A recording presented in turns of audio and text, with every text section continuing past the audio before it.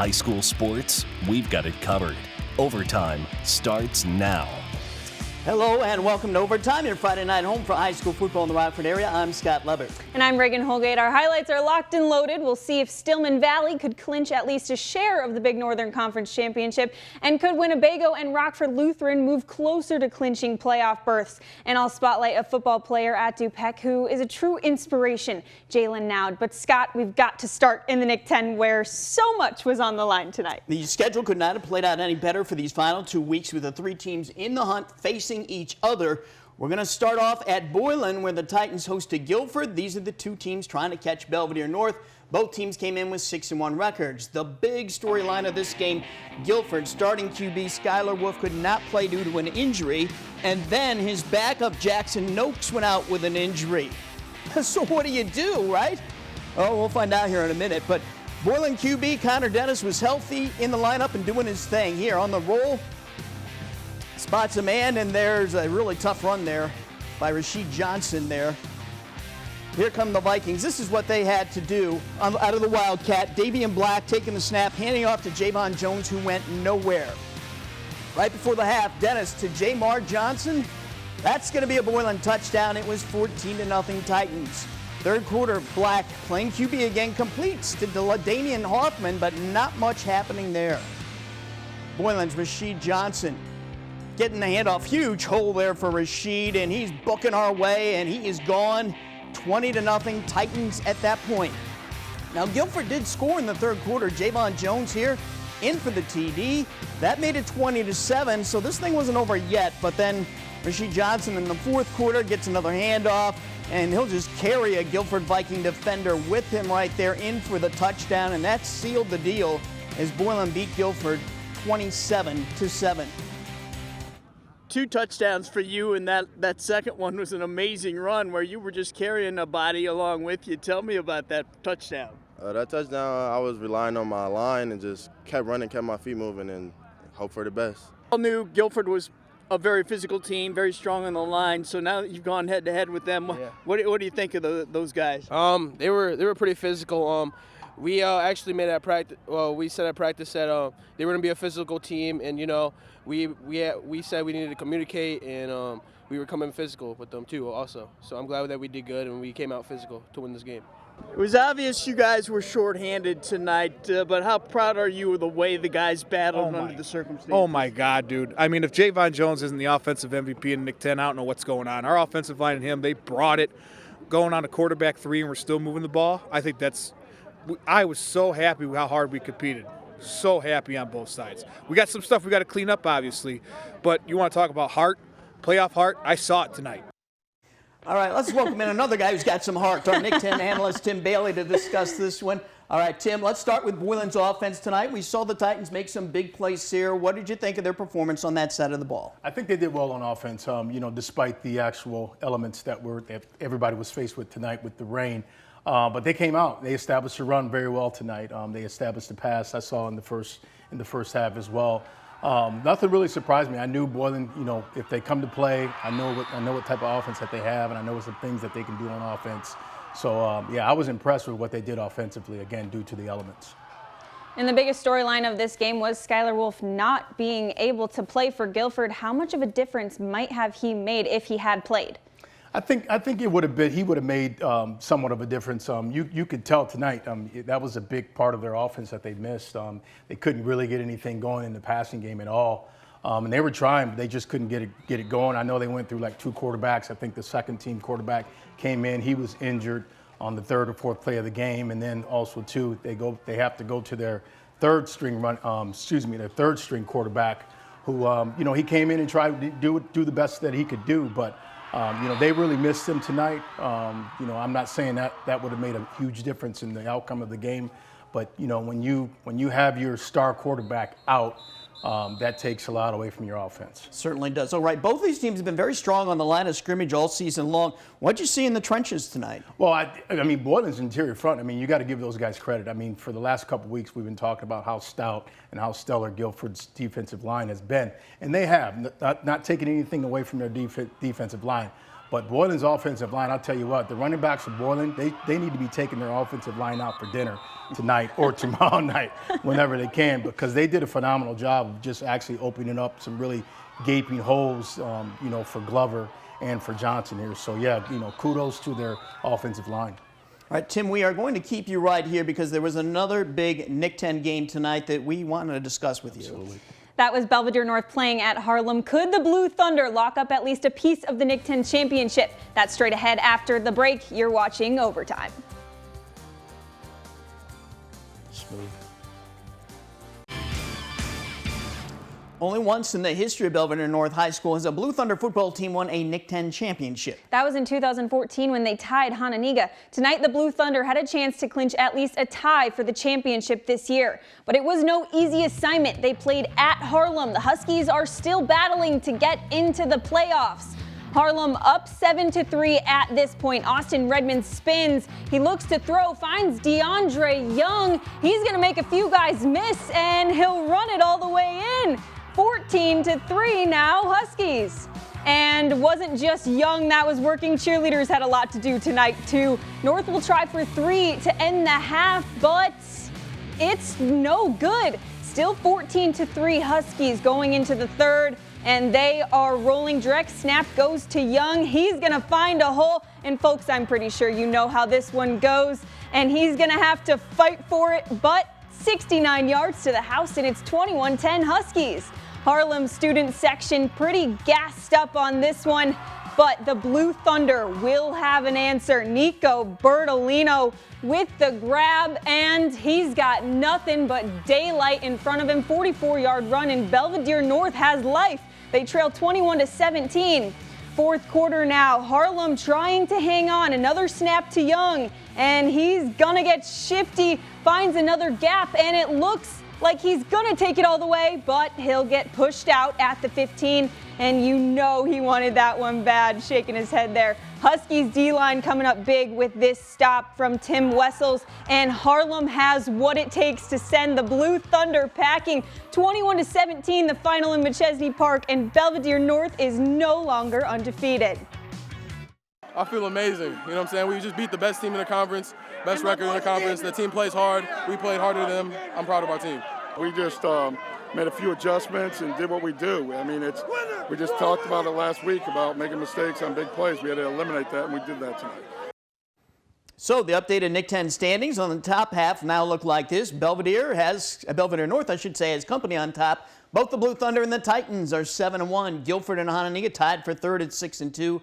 Harlem bumps up to 5-3, and the Huskies pick up a lot of momentum with their win tonight. Speak ahead to next week, the two big games that will decide the conference championship most likely will be Belvidere North at Guilford and BOYLAN playing at Freeport.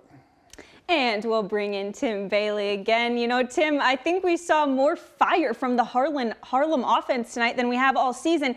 And a lot of that momentum came from DeAndre Young. You heard his name quite a few times in those highlights. Yes, I did. Yeah. He looked like he played a phenomenal game tonight. You know, here's the thing about Harlem. Harlem has a lot of playmakers. They have a bevy of playmakers on offense.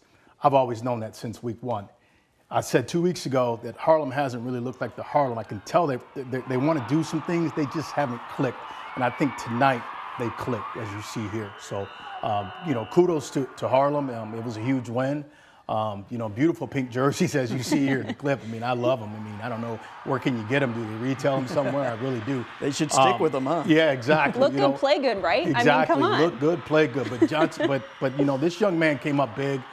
He's definitely one of the better players here in the Nick 10. But it was good to see him come up big for Harlem tonight. They did that with DeAndre last year. He's such a great defensive back. They started to play him more at running back as they got deeper into the season, and we're seeing that again. But, Tim, you also have to give props to Harlem's defense. They knew they were going to have to shut down Belvidere North's ground game because everybody did, and that's pretty much what they did. Yeah, and again, I talk about their playmakers on offense, but their playmakers on defense as well. I can't leave those guys out. They have them on defense. It was, again, I know what they want to do offensively and defensively, but when were we going to actually see that show up on a Friday night? And we did tonight, and slowing down a really good Belvidere North's offense, with Bertolino and the crew. I mean, that's a phenomenal game that Harlem was able to come out and win.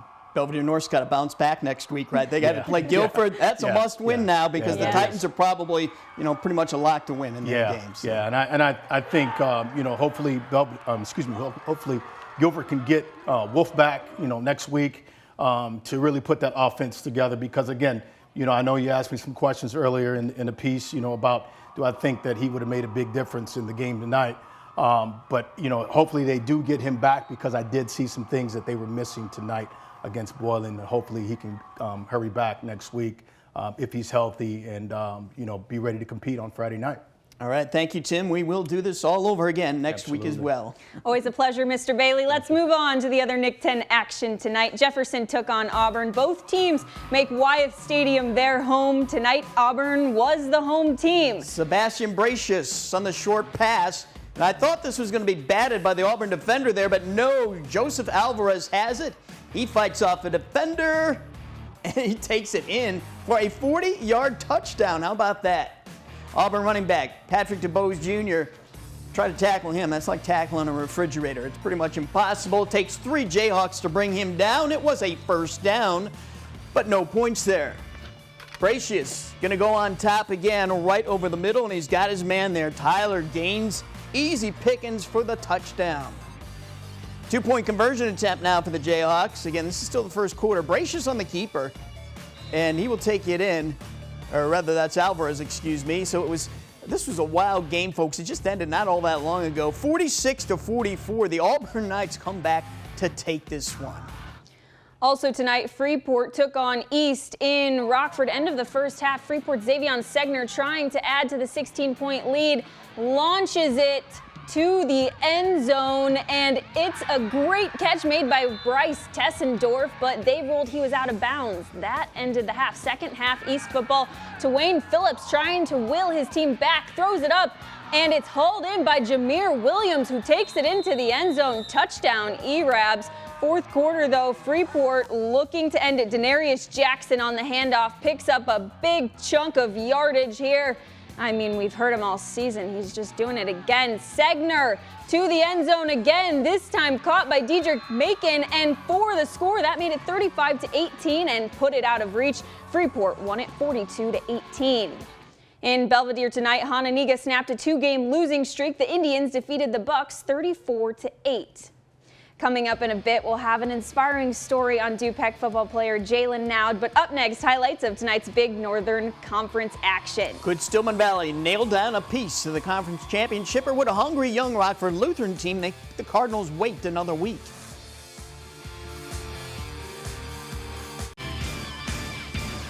Stillman Valley jumped into the driver's seat in the Big Northern Conference with its Week 1 win against BYRON. Since then, the Cardinals have just kept the pedal to the metal.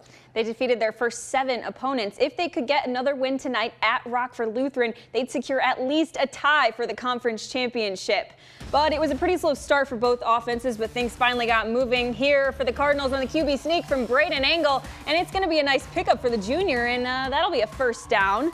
And then a few snaps later, Porter Needs will get the handoff, and he's going to do what he's done all season and take it all the way home. Stillman Valley gets on the board first, and the Cardinals defeated Lutheran 23-14, so they go to 8-0, and they clinch at least a share of the conference championship. One team that's been playing as well as anybody lately is the BYRON Tigers. Their record has been spotless since their Week 1 overtime loss to Stillman. They tried to keep it that way tonight. Taylor Castro covered the Tigers game in BYRON. Hi, Taylor. Hey, guys. BYRON has been stacking wins for the last 6 weeks. To get another one tonight, they had to knock off the DIXON Dukes. The Dukes are no slouches, though. They came into this game with a record of 5-2. It was a rainy night out in BYRON, but that didn't stop the Tigers from getting into action. Just a few minutes in, and they're already in the red zone and the end zone. The quarterback, Braden Smith, will run it in for the touchdown. BYRON strikes first. DIXON with their chance now, but Josh Harris takes down their QB. The ball is loose, fumble on the play, and it's recovered by Jacob Ross. Huge turnover for the Dukes.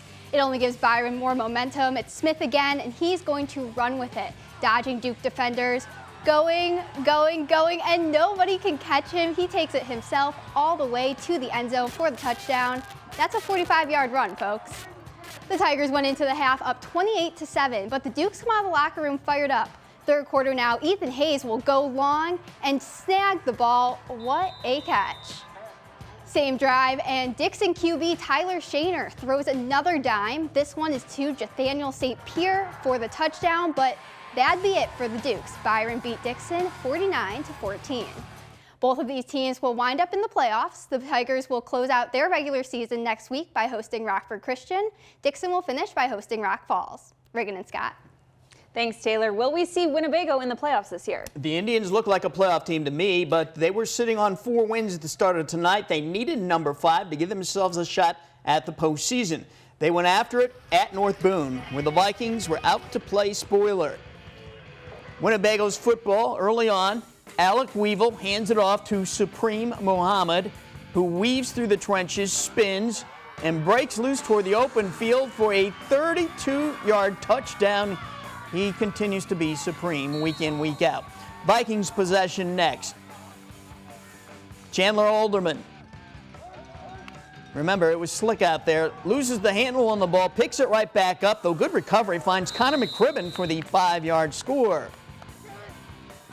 On the extra point, Julian Rodriguez kicks it up, but it's going to doink off the crossbar. So the extra point, no good.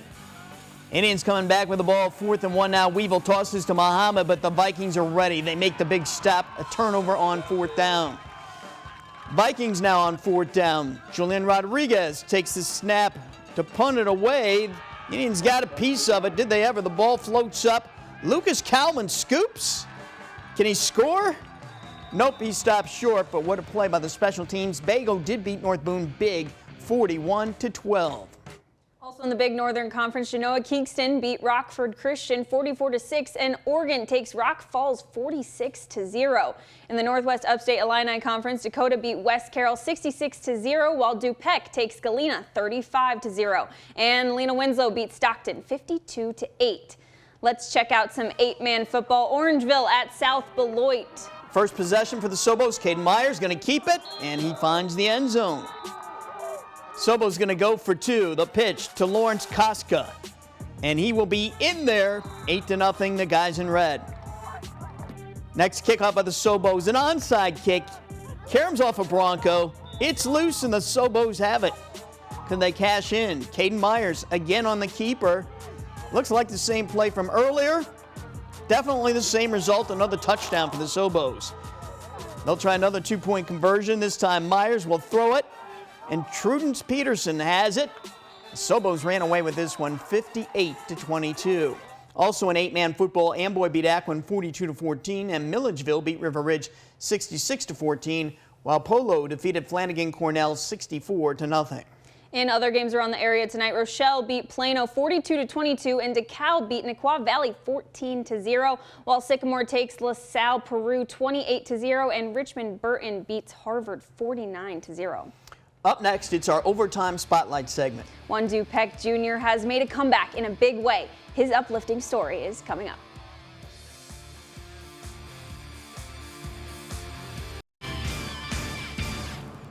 We see him on the field every week, tearing it up for the DuPec Rivermen, but things haven't always looked like this for Jalen Nowd. His dedication and perseverance have led him to where he is today. If you have tissues nearby, I would grab them. His truly inspiring story is the focus of this week's Overtime Spotlight segment. It's just a sport I love. I've been playing it all my life, watching it all my life. This season, when you see the DuPec Rivermen take the field, you are bound to notice number 5. It's kind of hard. It's kind of unbelievable to look back now and see where he's at in such a short period of time. But 2 years ago, the story was much different for Jalen Nowd. He was diagnosed with chronic pancreatitis when he was 7 years old, and in November of 2020, he underwent life-changing surgery to remove 3 of his organs in hopes that the constant pain would go away. It's a progressive disease. It doesn't get better. There's no cure for it. Throughout the years, I got hospitalized more and more, and the pain just got worse and worse. It's the most helpless feeling that any parent could ever feel. There was no guarantee the surgery would work, but it was a risk Jalen wanted to take, and his parents were fully supportive, even though they didn't know what the outcome would be. It was either that or just dealing what he's been dealing with for the last 7 years and continually getting worse. If there's one thing to know about Jalen, it's that he's a fighter. He always has been. But this chapter of life didn't come without its dark times. In the hospital, it was tough. I mean, it was really tough. Just the fact that I couldn't play football. Was there ever a thought in your mind when you were in that hospital bed where you were like, I don't know if I'm ever going to be able to play football again? Maybe at the start, maybe when I woke up from the surgery, I was like, dang, this is something. But after that, no, I didn't have any thoughts like that. Nothing was going to stop him from getting back out on the gridiron. You could say he was built for battle. People doubted me. People doubted me, and I said, you know what, I'm going to go do it and show them that I can play football. When you go back and you see pictures of yourself like this in the bed, and then you know what you're doing now on the football field, where does your head go? I made it, I guess. I made it. I'm playing football, I'm doing what I love.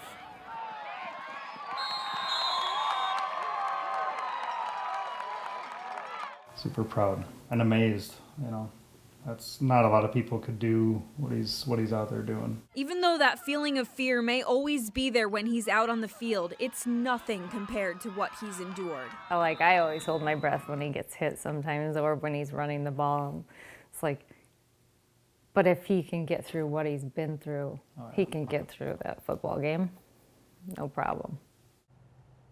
Gosh, even through it all, Jalen still has that huge smile on his face. So awesome to see him back doing what he loves. He is the ultimate comeback story. That was great to see. Great story. We'll be right back after this final timeout. That's our show. Enjoy your weekend.